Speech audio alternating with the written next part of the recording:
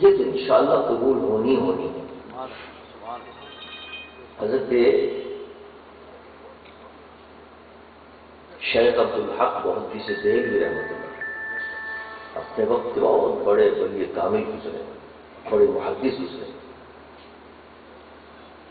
بڑی احادیث کی کتابوں کی انہوں نے شروع لکھی ہیں، اور ان کی عظمت کا اندازہ کریں کہ آج کسی مسلک کا مدرسہ ہو، کوئی دارالعلوم ہو، کوئی جامعہ ہو، وہاں جو کتابیں پڑھائی جاتی ہیں، بالخصوص مشکات شریف جیسی اہم کتاب حدیث کی، اس کتاب کو اگر کسی کو پڑھنا ہوتا ہے تو شیخ محقق کی شرح کے بغیر نہیں پڑھی جا سکتی۔ اتنی زوردار انہوں نے شرح لکھی اور اتنی مقبول ہے ان کی شرح احادیث کی، انہوں نے کتابیں لکھی ہیں، بڑی کتابیں لکھی ہیں۔ وہ فرماتے ہیں کہ میں نے بڑے عمل کیے، کتابیں بھی لکھی ہیں، راتوں کو اٹھ کر تہجد کی نمازیں بھی پڑھی ہیں، روزے بھی رکھے ہیں، حج بھی کیے ہیں، عمرے بھی کیے ہیں، حدیث بھی پڑھائیں گے، پتہ نہیں کیا کا دینی کام کیا، لیکن مجھے کسی اپنے عمل پر اتنا ناز و بھروسہ نہیں کہ اس کی وجہ سے بخشا جاؤں گا۔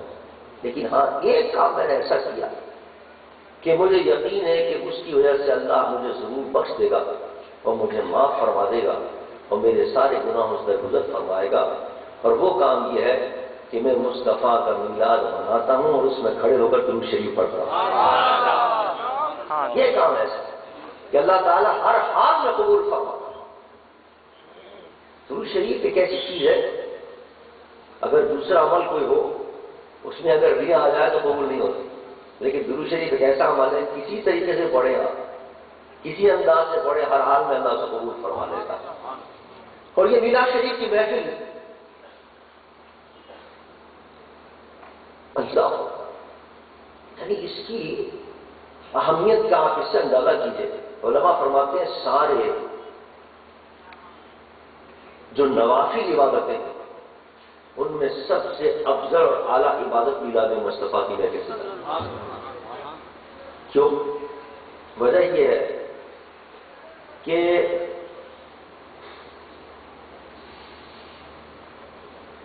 کوئی کام آپ کریں دینی، کوئی عبادت کریں آپ نفل، ظاہر ہے اللہ تعالیٰ اس عبادت سے پالے۔ آپ نفل پڑھتے ہیں، نماز پڑھتے ہیں، اب اللہ تو نماز نہیں پڑھتا، وہ تو نماز پڑھنے سے پالے۔ آپ روزہ رکھتے ہیں، اس میں افطار بھی کرتے ہیں، سحری بھی کرتے ہیں، اللہ تعالیٰ تو پاک ہے سحری سے افطار سے۔ آپ عمرہ کرنے جاتے ہیں، حج کرنے جاتے ہیں، اللہ تعالیٰ تو پاک ہے، طواف کرنے سے، صفا مروہ کی سعی کرنے سے، عرفات میں کھڑے ہونے سے، تو ان چیزوں سے پاک ہے۔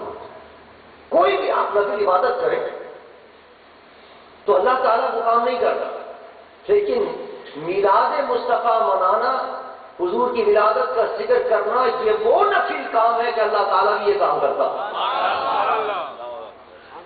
جس میں قرآن کی آیت پڑھی، اللہ فرماتا ہے قد جاءکم من اللہ نور وکتاب مبین، سبحان اللہ، بے شک تمہارے پاس آ گیا ایک نور اور ایک کتاب مبین، روشن کتاب آ گئی۔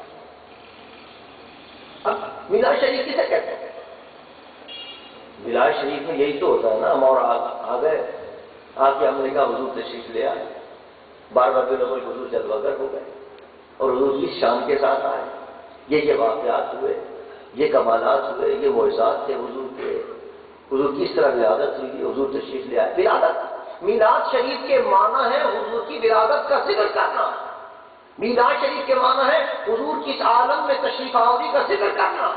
جس طرح ہم اور آپ جہاں بیٹھ کر ذکر کر رہے ہیں، قرآن پاک میں رب کائنات اپنے محبوب کے آنے کا ذکر کر رہا ہے، قد جاءکم من اللہ نور وکتاب مبین، آ گیا میرا محبوب، نور بن کر تشریف لے آیا، اپنے ساتھ کتاب مبین بھی لے کر آ گیا۔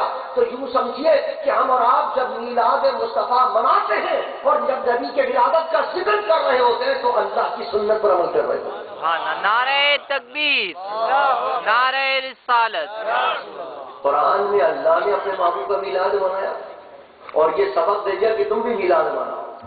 تو آج الحمدللہ ذیشان صاحب نے یہاں اپنے ذیشان زین صاحب نے ماشاءاللہ اپنے گھر میں محفل سجا لیے، اللہ کے حکم پر عمل کر لیا، اللہ نے قرآن میں سجائی محفل، محبوب کی میلاد کی، ہم نے الحمدللہ اس گھر میں محفل سجا لی۔ اور دیکھیے دو لفظوں کے اندر ذرا قرآن کا اعجاز دیکھیے کہ ایک کی حضور کی تخلیق اور ایک کی حضور کی ولادت۔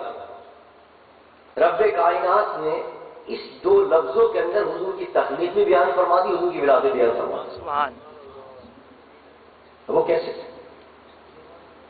دیکھیے فرمایا قد جاءکم من اللہ نور، نور سے مراد حضور کی ذات بیان ہوئی کہ نور آ گیا تمہارے پاس،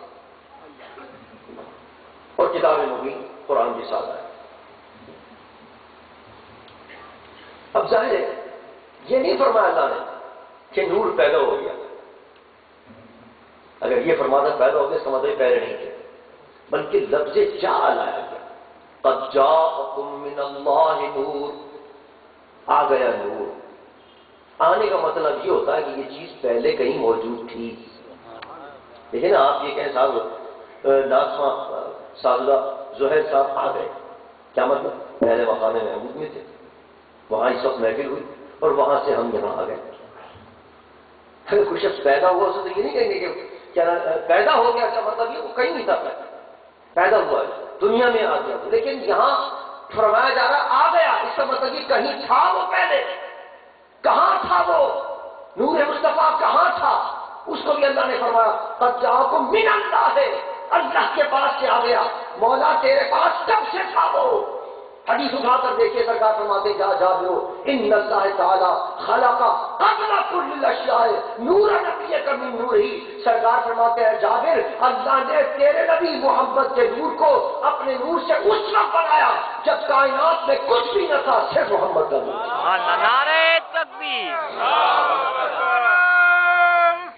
یا اللہ اکبر، وہ نور جو سب سے پہلے کائنات میں اللہ نے پیدا کیا، پوری تفصیل کے ساتھ بعض حدیث کے اندر الفاظ آتے ہیں ولا اللوح ولا القلم ولا العرش، نہ عرش تھا، نہ کرسی تھی، نہ آسمان تھا، نہ لوح و قلم تھے، نہ ستارے تھے، نہ زمین تھا، کچھ نہ تھی، کچھ چیز نہ تھا، ہر چیز پر عدم تھا۔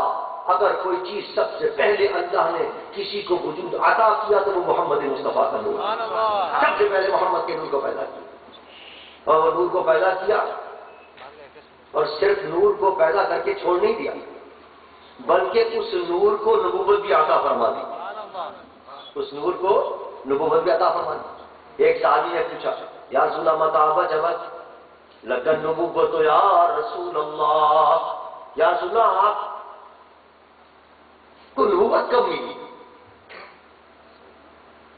کب ثابت ہے آپ کے لیے؟ وجبت طلب، حالانکہ صحابہ دیکھ رہے تھے اپنی آنکھوں سے کہ حضور نے 40 سال کے بعد اعلان فرمایا، اور 40 سال کے بعد وہ فرشتہ آیا جس نے حضور کو سینے سے لگایا اور کہا اقرا اے محمد پڑھو، اور حضور نے آپ کو اعلان فرما دیا آج فرشتہ آیا تھا اور یہ وہی لے کر آیا۔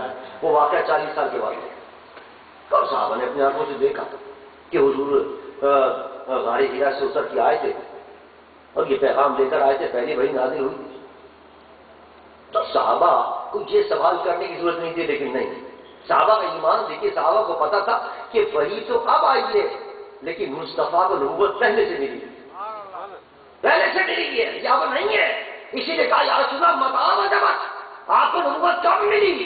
سرکار نے فرمایا وہ آدم بین الروح والجسد، اور دوسری روایت میں آتا ہے وہ آدم بین الماء والطین، سرکار فرماتے ہیں کہ ابھی آدم کا خمیر تیار ہو رہا تھا، ابھی حضرت آدم پانی اور مٹی کے درمیان تھے کہ اللہ نے اس سے پہلے مجھے نبوت عطا فرمائی۔ پتہ چلا وہ جو نور اللہ نے مصطفیٰ کا پیدا کیا تھا، وہ نور بھی پیدا کیا، اس نور کو نبوت بھی عطا فرما دی تھی، اسی وقت نور عطا فرما دی تھی مصطفیٰ۔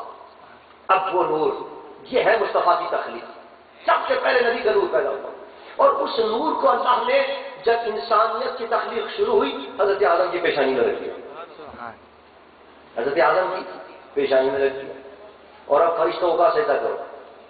آدم کو سجدہ نہیں کرایا جا رہا، آدم کی پیشانی جو نور مصطفیٰ چمک رہا تھا اس کو سجدہ کرایا جا رہا، اس کی تعظیم کرائی جا رہی۔ وہ نور منتقل ہوتا رہا نسلاً بعد نسل،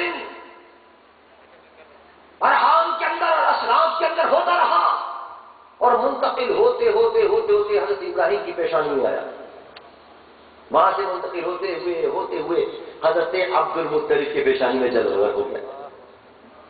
حضرت عبد المطلب حضور کی چچا، اللہ، اور کیا شان تھی اس نور کی، ضرورت دیکھیے، اس نور مصطفیٰ کا مقام دیکھیے۔ حضور کی پیدائش سے کچھ سال پہلے ابرہ کا واقعہ ہوا، وہ جو لشکر آیا تھا ہاتھیوں کا لے کر، جس کا قرآن نے ذکر کیا، الم تر کیف فعل ربک باصحاب الفیل، سبحان